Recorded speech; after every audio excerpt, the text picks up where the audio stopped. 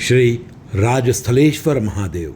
पूर्व के विष्णु कल्प के प्रारंभ में धरती पर अराजकता उत्पन्न हो गई। इससे भगवान ब्रह्मा चिंतित हो गए और उन्होंने विचार किया कि मनुष्य के बिना देवता कदापि लोक रक्षा नहीं कर सकते। तो ब्रह्मा जी एक जनवत्सल राजा की खोज करने लगे। तभी उन्हें वन में राजा रिपुंजय को तपस्या करते हुए देखा। वो राजा पृथ्वी पर सर्वगुण संपन्न एवं धर्मात्मा था। ब्रह्मा जी ने उस राजा को देखकर कहा कि हे पुत्र रिपुंजय, अब तुमको और तपस्या करने की आवश्यकता नहीं है। अब तुम पृथ्वी का पालन करो और न्याय धर्म द्वारा शासन करो। तब राजा रिपुंजय ब्रह्मा जी को कहते हैं कि हे प्रभु, मैं आपके आदेश का अवश्य पालन करूंगा, लेकिन पृथ्वी के साथ आप सप्तकल्पानुगामिनी अवंतिकापुरी भी मुझे प्रदान करिए। ये नगरी पृथ्वी पर अमरावती के समान प्रसिद्ध है।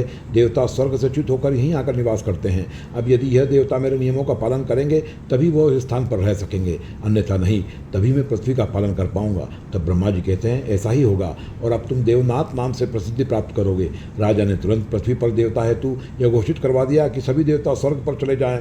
पृथ्वी सिर्फ मनुष्यों के लिए है। देवता तत्काल उनकी बात का पालन करते हुए पृथ्वी छोड़कर स्वर्ग को चले गए। राजा पूर्ण धार्मिक तरीके से पृथ्वी का पालन करने लगे।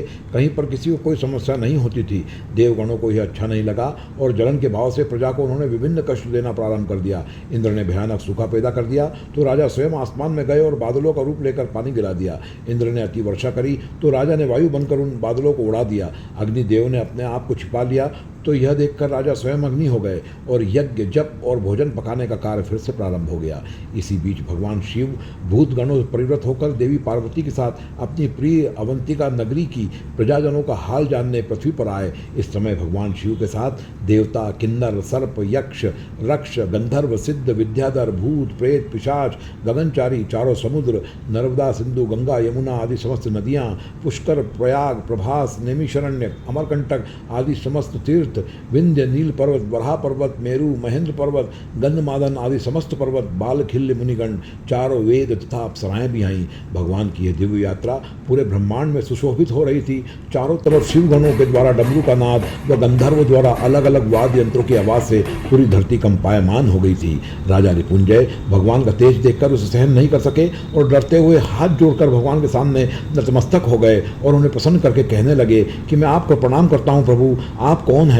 इस पर भगवान महाकाल कहते हैं कि हे राजन, मैं यहाँ का राजा हूँ। मेरी 4 मूर्तियाँ हैं और मैं चारों भागों में अवस्थित होकर यहाँ का महाकाल हूँ। यह सुनकर राजा रिपुंजय ने भगवान महाकाल की स्तुति प्रारंभ कर दी। उसकी स्तुति से प्रसन्न होकर भगवान शंकर ने उसे वरदान मांगने को कहा। तो राजा ने कहा कि हे प्रभु, आपके चरणों में मेरी अचला भक्ति बनी रहे। आप यहाँ पर सदा के लिए राजस्थलेश्वर लिंग के रूप में स्थापित हो जाएं। जो भी यहाँ अवंतिका में परम भक्ति के साथ पुराणों विधान से आपकी इसी तरह की यात्रा का उत्सव संपन्न करे, उसे आप मन वांछित फल प्रदान करें।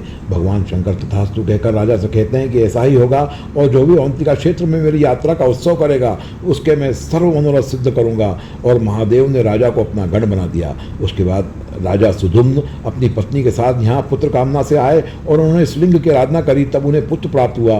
तब चारों सागर सफल होकर अपनी एक एक कला से यहीं अवंतिका में स्थित हो गए। और राजा सुधुम्न ने जिस तरह से भगवान महाकाल अपने समस्त गणों और देवी देवताओं के साथ धरती पर अपनी प्रजा का हाल जानने के लिए आए थे, उसी तरह से उनकी यात्रा उत्सव की यहाँ पर शुरुआत करी। वर्तमान में उज्जैन में जो यहाँ पर श्रावण, भाद्रपद, कार्तिक मास एवं पर्व के दिनों में पालकी यात्रा निकाली जाती है, वह इसका ही स्वरूप है। जो भी व्यक्ति भगवान शिव की पालकी यात्रा उस समय यहाँ भाग लेता है, उसके सारे मनोरथ सिद्ध होते हैं।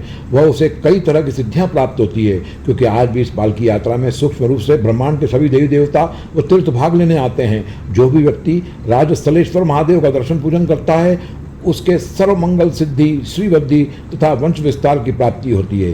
सभी देवगण की कृपा भी वो व्यक्ति प्राप्त करता है। वर्तमान में यह लिंग उज्जैन के भागसीपुरा आनंद भैरव के पास गली में स्थित है।